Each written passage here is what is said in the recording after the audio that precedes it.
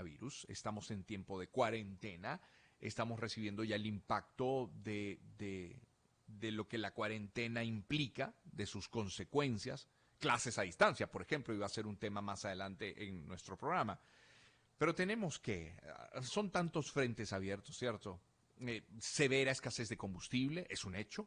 Falta de agua en muchas zonas, no por un día, por hasta semanas también. Y han escuchado el reporte de nuestros corresponsales y basta leer el timeline de sus comentarios a través de Twitter.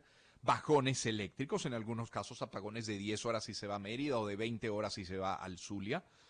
Una producción de alimentos que ya venía muy disminuida y que ahora enfrenta problemas de transporte precisamente por falta de combustible, una economía con varios años en caída, un dólar que va escalando vertiginosamente. Le teníamos en 69,000 bolívares hace unos 15 días, unos 12 días aproximadamente, y ya supera los 100.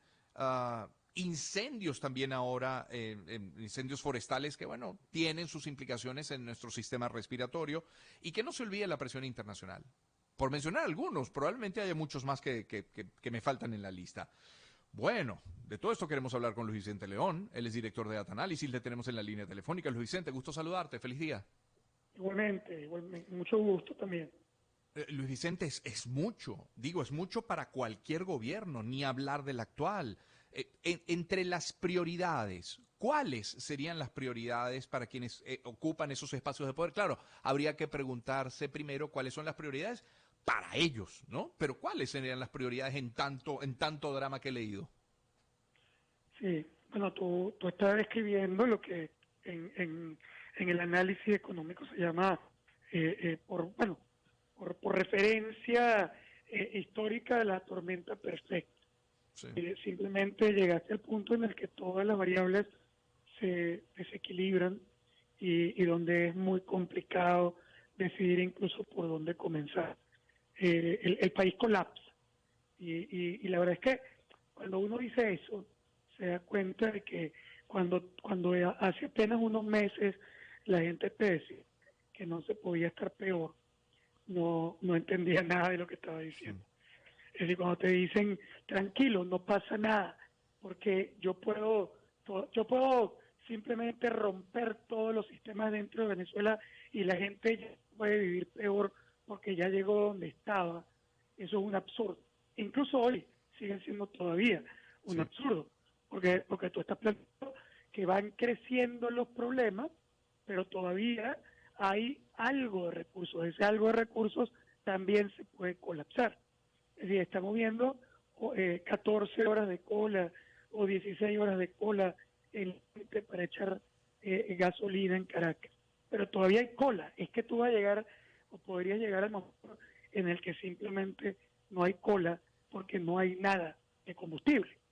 Y ese proceso tiene impactos demoledores en términos de la distribución, de la movilización, incluso cuando te dice, mira, ¿cómo llegas al hospital si tú no tienes combustible? ¿Cómo te transportan? ¿Cómo puedes llevar, por ejemplo, los productores pequeños de los Andes, cómo pueden llevar esos productos al resto del país? Porque todavía puede haber gasoil, que es de las pocas cosas que todavía se produce en Venezuela, pero si no hay gasolina, no se pueden llevar los camiones más pequeños, que es donde normalmente van distribuidos los productos agrícolas de los pequeños y medianos productores. Entonces, el tema, digo, es mucho peor que hace tres meses, pero incluso es mucho mejor que lo que pudiera ocurrir en las próximas 2 semanas. Y ese tema es un tema muy complejo. Tú dices a dónde mirar, qué hacer, más allá de lo que uno espera que hagan, que es otra historia Sí. completamente distinta. Sí. Es muy claro que no hay forma de resolver el problema en este momento o de atenderlo de manera adecuada sin recursos internacionales. Es decir, no hay forma. ¿Por qué? Bueno, porque tú lo mencionaste, Venezuela es un país que recibe el coronavirus estando en terapia intensiva. Es decir, no es que se enfermó con el coronavirus, estaba enferma y le dio coronavirus, que es completamente distinto. ¿Y qué ocurre en ese caso? Lo que ocurre en ese caso es que para tú abordar la crisis necesitas recursos y el país no los tiene. Es exactamente igual que una familia. Es decir, hay familias que reciben el coronavirus y pueden estar 6 meses encerrados en su casa y no pasa nada. Es decir, más allá del fastidio, esas personas tienen recursos, tienen reservas, tienen ahorros, tienen un respaldo, independientemente de que ellos también están perdiendo dinero, que ellos también están reduciendo su calidad de vida, tienen el músculo financiero suficiente para soportar la crisis. Bueno, esos son países también.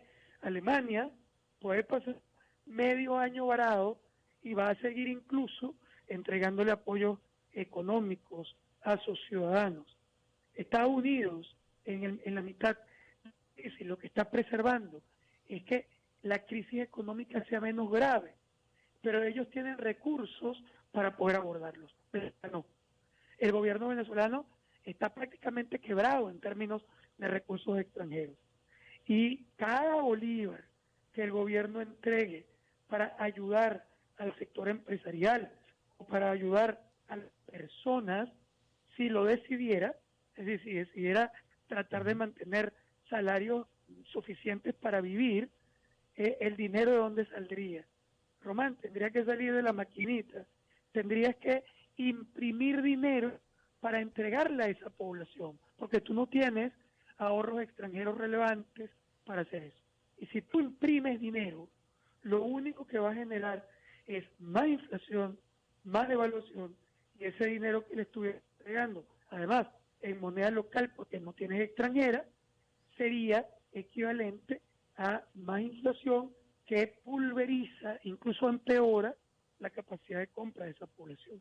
Entonces, la única manera de resolver el problema, por lo menos en el corto plazo, no de resolver, de amainar el problema, bueno, en el tema de salud, y esa es quizás la paradoja más importante, en el tema de salud vas a tener que prolongar el aislamiento preventivo. Pero en el área económica vas a tener que soportar a esa población con recursos extranjeros. Y eso me lleva entonces al tema central, que es que en este momento el objetivo fundamental del gobierno venezolano, pero por cierto, también de la oposición venezolana, no es solo del gobierno, de todo el país, es tratar de conseguir, como sea, en este momento, recursos que permitan atender a la gente en hospital y a la gente en su casa para que se quede ahí. De lo contrario, la crisis, que hoy, por cierto, todavía no ha hecho ningún clímax, en Venezuela no estamos en este momento en un clímax del coronavirus, primero porque probablemente teníamos, lo que era una desgracia se convirtió en una ayuda, que es que nosotros estábamos aislados. Claro. Y ese aislamiento hizo que las bombas de contaminación, que son las personas que venían con la enfermedad desde afuera, entraran mucho menos que lo que pudo entrar en Colombia o en Panamá. Para ponerte un ejemplo, en Venezuela completa entraban en una semana el número de personas del exterior equivalente a lo que entraba en una hora y media en Bogotá. Entonces, claro que por supuesto que esos países tuvieron un nivel de contaminación superior porque estaban importando el problema de una manera más agresiva. Pero eso no nos salva a futuro. Eso simplemente nos indica que el problema en este momento está más controlado, que la curva es más plana y que además, debo decir que en efecto, sí se atendió muy rápidamente el llamado al aislamiento. Venezuela se aisló desde el primer caso de coronavirus. Bueno, se aisló no, pidió el aislamiento preventivo y ordenó aislamiento preventivo desde muy rápido. No es verdad que en Venezuela se cumple al 100% ese aislamiento, porque el nivel de movilidad social, sobre todo en los barrios más pobres, es más bajo, y es más bajo por razones obvias, porque la población tiene que decidir si se digamos, si se enferma con riesgo de muerte, digamos, el riesgo relativo de muerte de la enfermedad, o se muere de hambre metido en su casa porque no tiene opciones, porque vive al día y porque vive de su trabajo. Entonces, ese elemento, si no tiene soporte, no lo puedes resolver. Si tú puedes decretar lo que te dé la gana, que lo va a llevar a un pelotón de fusilamiento porque salió a buscar leche para un niño que si no se muere de hambre. Es decir, ¿qué haces en ese sentido? Entonces tú necesitas recursos, necesitas apoyo, y esos recursos, bueno, pueden venir de dos vías, y aquí está el debate político entre Sí, radicales y moderados. Tú puedes conseguir ese recurso, en verdad, si hay un cambio de gobierno, por ejemplo. Eso es cierto. Las ofertas de muchos aliados de la comunidad internacional moderna es entrar a Venezuela a ayudar con recursos financieros y también a liberarle sus propios recursos externos que hoy pueden estar congelados. O sea, hay una especie de zanahoria que ofrece al gobierno revolucionario: retírate por el bien del país, y una vez que te retires, se entra con el apoyo. Esa es una forma de verlo.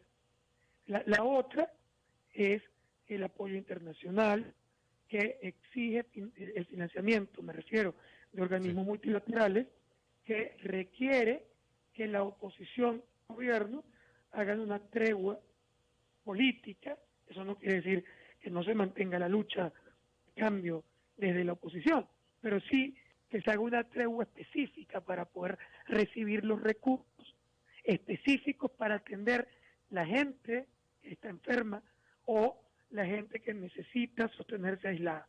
Es decir, esas son las dos formas de resolverlo. Por supuesto que hay una parte de la población, y sobre todo de la parte política, que indica que ellos no van a ceder y que tiene que esperar que el gobierno se vaya para poder entrar ese apoyo internacional. Es decir, es la forma, es el momento en el que hay que darle algo así como la puntilla al toro, es decir, que está en su tormenta perfecta, que no piensa que no lo va a resistir y que vale la pena aguantar aún más el chaparrón para poder provocar el político.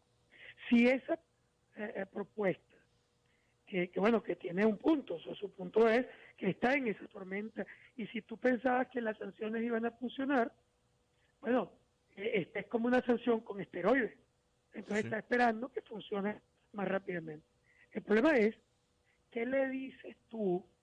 Y todo, esto no, digamos, solo estoy tratando de describir el problema. Ujú. ¿Qué le dices tú a la señora que está con coronavirus hoy en Altagracia de Orituco, o en Parapara y Ortiz, en el barrio 5 de Julio en Petare? ¿Qué le dices cuando no se pueda desplazar de su casita, de su conuco, de su rancho o de su apartamento? No se pueda trasladar porque no hay combustible. Y si se puede trasladar ella, no se puede trasladar el doctor porque no hay combustible. O no puedes prender las plantas eléctricas porque no hay combustible. O no hay ventiladores que se puedan meter porque no hay recursos para traerlos.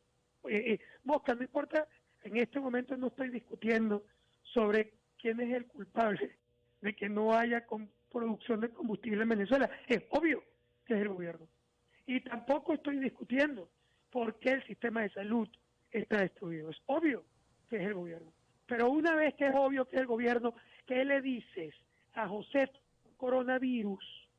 Le dices, bueno, mira, te vas a morir porque yo no voy a dejar que entren los recursos porque Maduro es aquí y él es el culpable de que tú no te puedas mover. ¿Tú crees que eso le resuelve el problema?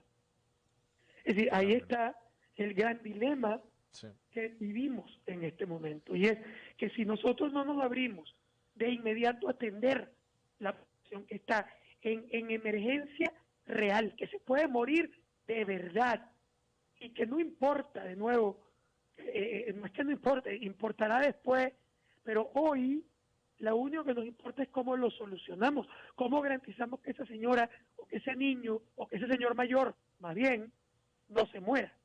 Y si tú no lo garantizas, tú estás dispuesto a abrirte a buscar la solución, la verdad es que va a ser muy complejo que nosotros veamos digamos, este problema en frío. Lo vamos a ver en caliente porque vamos a ver mucha gente muriendo en breve. Eh, Hay quien dirá, bueno, yo prefiero resistir. Claro, quien tiene la posibilidad de resistir, pues la tendrá más fácil. Hay muchos que lamentablemente ya no la tienen. Luis Vicente, la cuarentena.